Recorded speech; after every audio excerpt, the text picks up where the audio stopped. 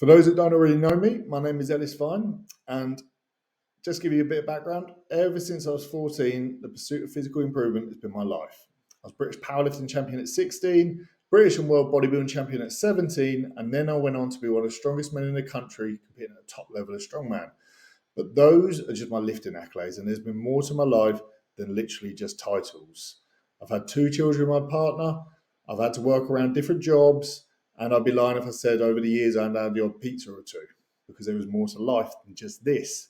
But this is Grow Like Vines, and this is my passion project. My platform to help others pursue their own aspirations, their dream physiques under my unique coaching methods. Over the years, I've built a reputation as a female-specific body coach, helping ladies drop body fat and build glutes, unlocking potential they never knew they had before, both physically and mentally. Now, not only did all these ladies drop body fat and build glutes, they built whole new lifestyles for themselves using my coaching principles, grew in confidence in and out of the gym, and built a bulletproof mindset and looked damn good while doing it. So, how do you get started? Let's strap it back to the beginning. In order to move forward, I believe the most important step is actually take a step backwards. Take an honest look at yourself. Maybe take a photo. Write a food diary of what you eat day to day. You might not realize just how much or just how little you was actually eating. And talk about how you actually feel about yourself and how you feel within yourself. And then take the first step forward, which we'll come to a little later. So first, let's address what might have gone wrong before, because we don't want to make those mistakes again. And after all, insanity is doing the same thing over and over again and expecting different outcomes next time. So these are just some key points that I'd like to address. Did you lack the gym confidence? Did you lack accountability and leadership? Did you lack control and awareness? Did you lack the actual reasons why you was doing the things that you were doing in order to get the body that you wanted? So this is a big one. This is gym confidence. Now we're going to talk about anxiety. It's likely that you've experienced some level of it. I still experience it today walking into certain gyms at certain times. So first of all, let's actually just talk about what anxiety is in the first place. Now, in simple terms, anxiety is fear of the future. Now, this isn't actually such a bad thing because that fear of the future actually keeps us safe. It's what we've kind of had in our system since caveman times. However, in this modern day world that we live in today, our brain over-secretes it, some to higher levels than others. So, expect it in some venues, and it's normally going to be the venues that challenge you most. It's going to make you feel unsettled. First at a new job, even a first day. So expect it and be prepared for it. What I see a lot of the time when it comes to gym anxiety is I see people walk into the gym without a plan. Now, without a plan, these people are actually just looking for empty machines. So straight away, they've started the workout on the back foot because instead of concentrating on themselves, they're now concentrating on other people. There's no way to start a workout nor finish it. So moving on. Did you lack that accountability and leadership before? Now, I think we've all had them, but has anyone ever had one of those rough weekends where Monday come around and you just didn't get back to it? Whether it was a hectic weekend on the beer or even a hectic weekend with a family. And then before you know it, 3 years has passed, 3 stone gained, and you wonder how you ever even managed to live that life before. Now, being amongst a community of like-minded ladies, there's less chance of this happening because they're going to have similar life stresses and you can lean upon and support throughout.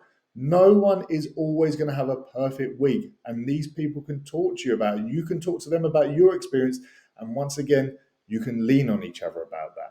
And not only that, you'll have a coach that will understand the same life stresses and also provide the actual guidance to get you back to where you need to be using the correct methods, and then you can stay out here for longer. Doing the right things for longer, it's going to lead to better results. Did you before lack control? You didn't actually realize you had a choice in the things that you were doing. You didn't think you could make the time for the gym because you hadn't actually worked out how to plan it into your day. You didn't know there was an in-between zone of being on a set meal plan and being off a set meal plan. You didn't know how to control your actions if stress occurred. And all of these things are possible. All you got to do first is understand you have more control and you have more power over situations. And then once again, results will follow. before maybe you actually lacked the reasons why you were doing the things that you were doing. I'm very, very big on this. I believe more understanding will lead to better results because you'll be more willing to do them if you understand the actual importance of them before. And before you probably ever knew it in very simple terms, as do many actual coaches out there, which is worrying. Calorie deficit, calorie surplus. There's obviously only so far you can ever push that on either way of the spectrum.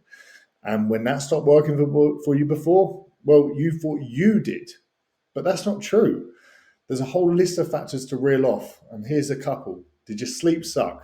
Did your expenditure lower, meaning your steps, cardio, general bullshit walking around? Were your hormones functioning at healthy rates, i.e. cortisol, first thing in the morning? Now, why didn't your glutes grow?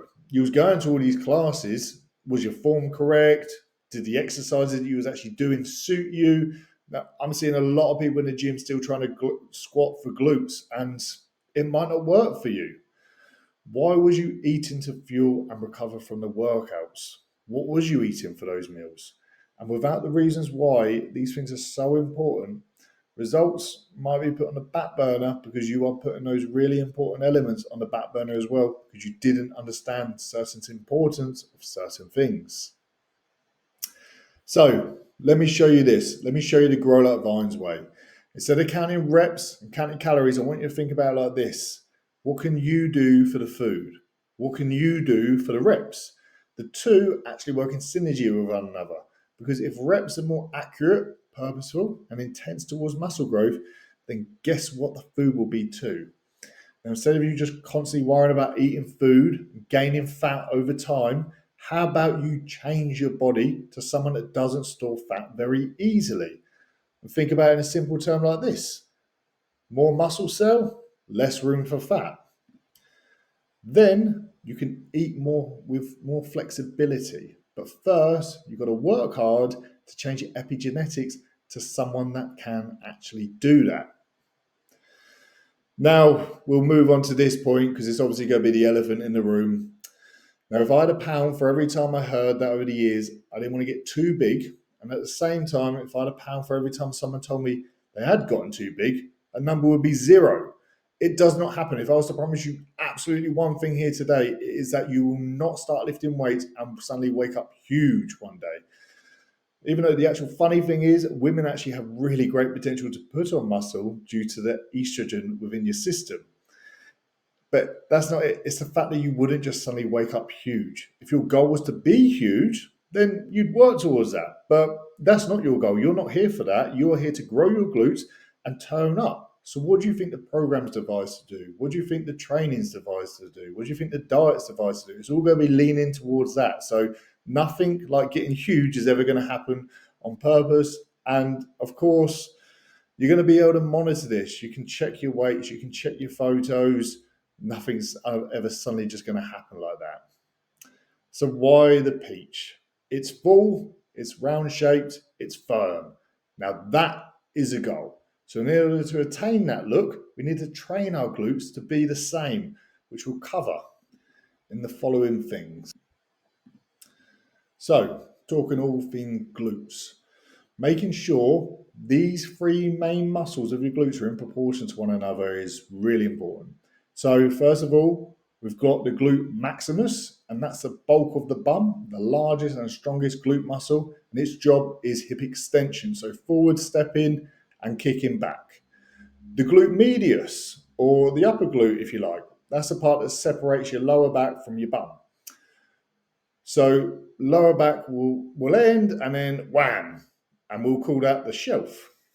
The glute minimus, linked closely, of course, with the medius and often neglected in activation as the maximus can take over if not trained correctly. Both the medius and the minimus can lag for day-to-day life because main activation is done via adduction and abduction. And how much do we do that actually outside of the gym itself? So we'll check out one of my clients' before photos here. So as you can see, she had very well-balanced glutes, but let's see what we can get them to. Later down the line, this is how they actually looked. And as you can see, this is a tremendous change. Breaking it down for you, the medius Or the shelf, lower back has it come into an abrupt stop, also making the waist look tighter because everything is about proportions. The minimus, that's a round look that sweeps from top of the hip to the bottom perfectly, and the maximus has remained balanced with the rest of the glute to avoid that heavy glute look which drags the physique down with the help of gravity, of course.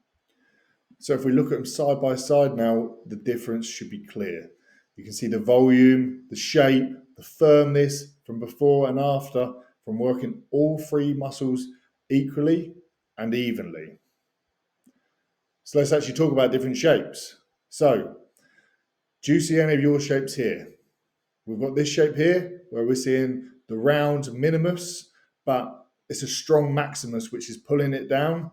And then you're lacking the medius, you're lacking the shelf with this one.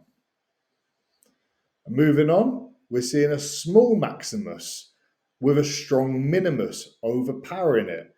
And unfortunately from this, I actually can't see whether there's much of a shelf or not. I didn't want to try too hard to find for these photos. So, and now we finish with that round peach look. As you see, everything's in proportion, and that's exactly what we should be training for here. So let's now talk exercise selection to maximize our strengths and bring up our weaknesses. Here you can see a whole list of exercises that are going to exclusively shape the medius, i.e. the shelf. List of exercises, mostly you're going to see a lot of abduction, and we've got some reverse hypers, which is quite a rare exercise, which you'll be struggle to find, but it's a brilliant exercise if you can ever get to it. Single leg RDL, clamshell, frog pumps, good mornings. I recommend that you research all of these exercises. All these exercises will specifically work the medius here. Now moving on to the minimus, the sweep, the round look. We've got forward lunges. We've got a lot more stability work here. As you can see, you've got touchdown squats, sumo deadlift where you'll be abducting at the same time, curtsy lunges.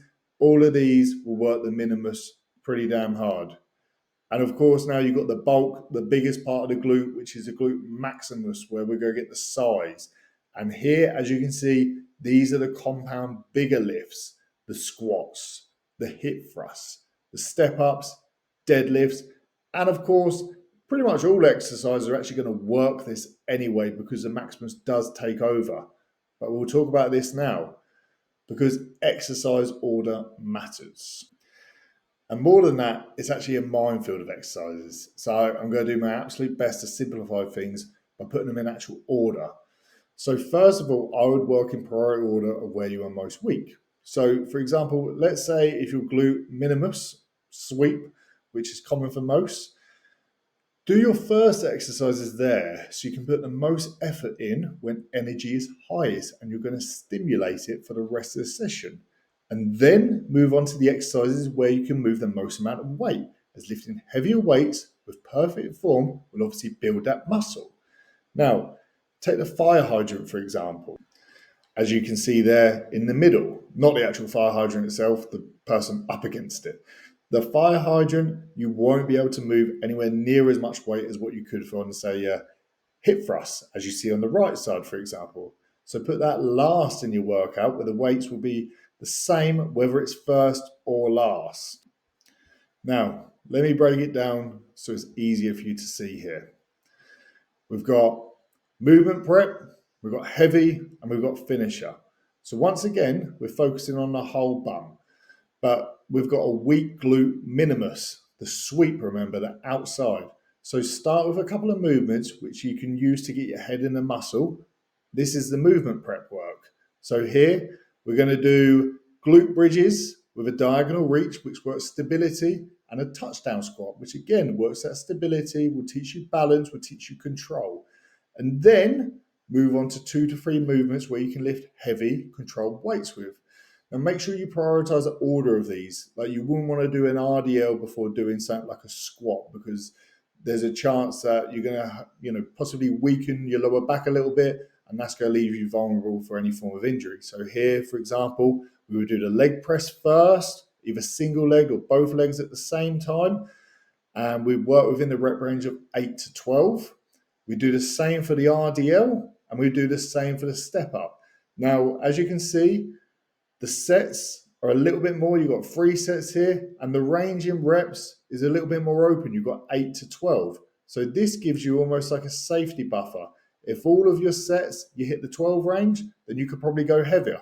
If all of your sets hit the 8 range, then you're probably very close to failure. So you just need to wiggle a room around that room. And then as we move on, we'll go to the finisher exercises. So you've got to think by this point, you've done your movement prep, you've done some hard, heavy work. These are just to finish it off when your energy might not be so high. So you don't want to be using crazy weights right now.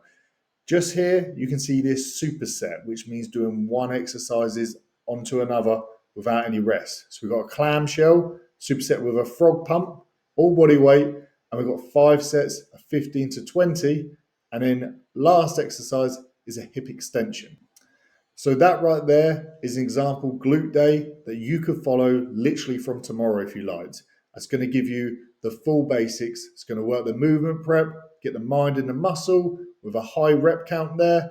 Then you're going to do the heavy stuff where you're going to work the muscle even harder with heavier weights under good form. And then you're going to finish it with a great pump, send as much blood into the muscle as possible, which is going to stretch the fascia and lead to the growth, followed up with what you've done in the heavy stuff prior anyway. But all of that is redundant if you haven't done the right movement prep and your form isn't good and the head isn't in the muscle. So hopefully now you can understand the importance of that order to get the best out of your glute workouts. Now, let's talk food.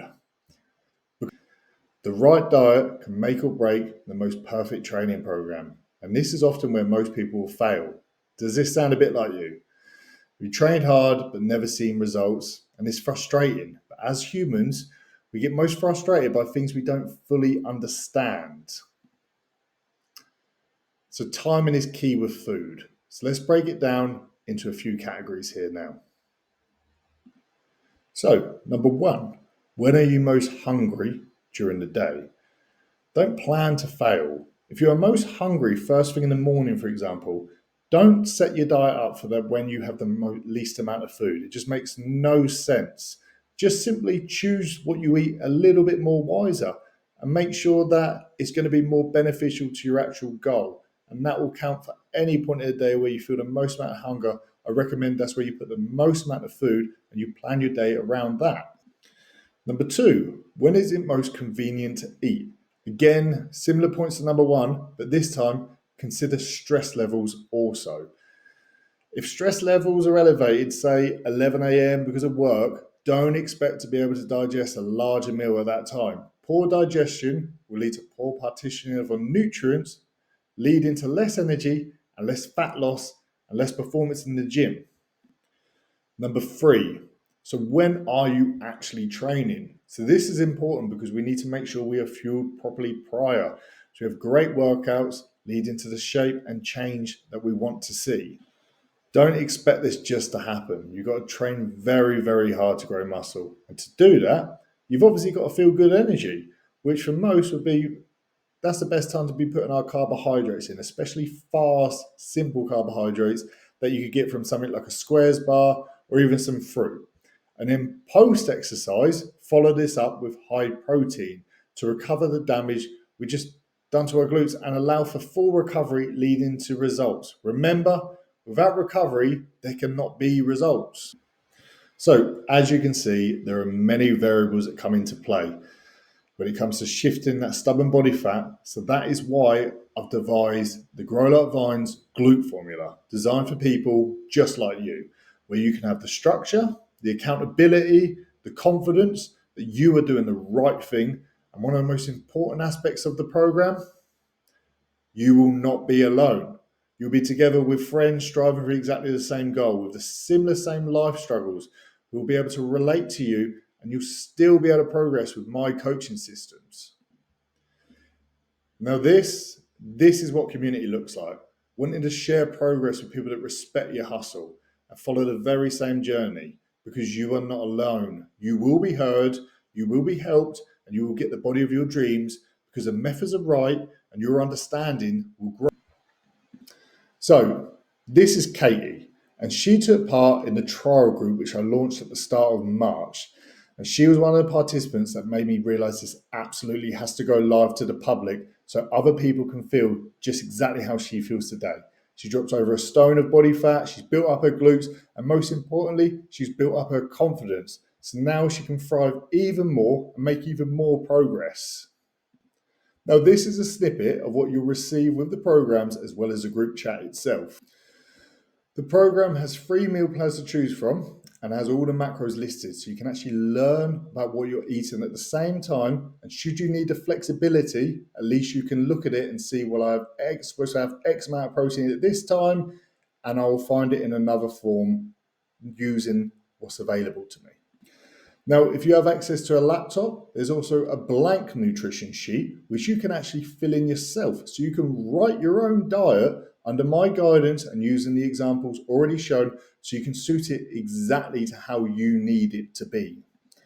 And of course, the training program to build up those glutes, tighten that core, and each movement actually has its own YouTube video link, so you can learn the movements before you even get into the gym. So once again, we're helping that gym confidence, lowering that gym anxiety, because we actually have a clue how we're going to be performing these exercises. And it's even got its own built-in check-in tracker, so you do not have to check in directly with me. You don't have to take photos if you don't wish to, as that holds many women back from even starting their journey in the first place, because they just simply don't feel comfortable with it. And that should never be the thing that ever holds anyone back. So the check-in tracker allows you to update your own metrics on a weekly or daily basis, if you like. And without checking the mirror wasn't even enough to see your progress, you can actually see the numbers shift on your check-in tracker, all for the positives. So the time is on. If you're a woman and you're tired of the way you feel and look, you want to drop some body fat, you want to build and shape your glutes, then join this strong community and have access to the program that will get you to your lifetime best. Click the button below to apply for the glute formula starting on the 1st of May, just in time for summer. Entries close on the 26th of April, so do not miss this. I'll see you there.